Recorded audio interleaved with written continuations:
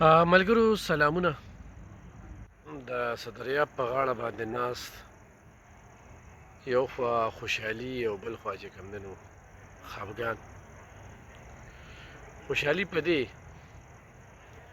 چې کوم هندوستان چال چلولو افغانستان سره،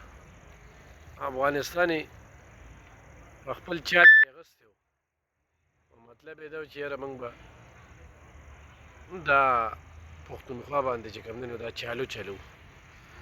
اول د کې هغه وزیر خارجه هم تللی و، یو دوه امبولنسو خبرې کېږي، ورسره چې کوم دی نو د ایم آر آی د مشین خبرې کېږي. توره یې کړې وه چې دی ورکړو،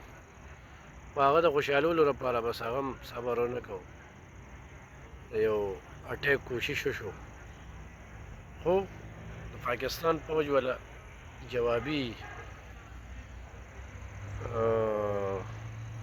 کوم مخه ونیوله، نو هغې سره هغوی وتمبېدل. په تمبېدو وروسته پته ورته ولګېده چې اوس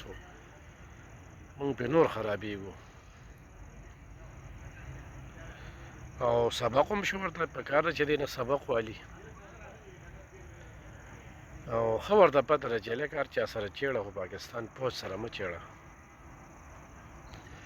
مختلف پروپیګنډې او مختلف خبرې چې کوم دی نو موږ اورو،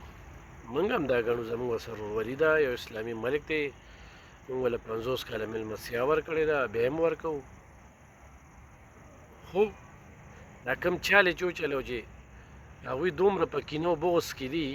دغه مکار ملک هندوان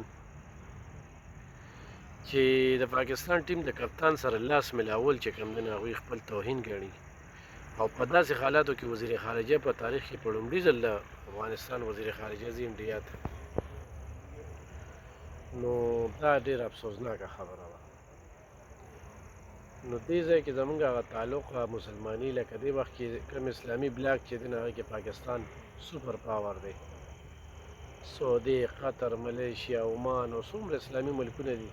تر ایران پورې، نو هغه پاکستان سره په رابطه کې دوی هلته کې دي. دویم ګرانو کتونکو، په لاهور کې چې کوم د ټیلپي درنه وه، نو تاسو سره پته وي په دې مختلف خبرې راځي، خو 15 ورځې مخکې دوی کال ورکړو فلسطین حوالې سره، هغوی سره د اظهار یکجهتۍ دپاره، او لا 2 ورځې د هغوی درنه کې پاتې وې چې دې کې به خبرې اترې کېدې، او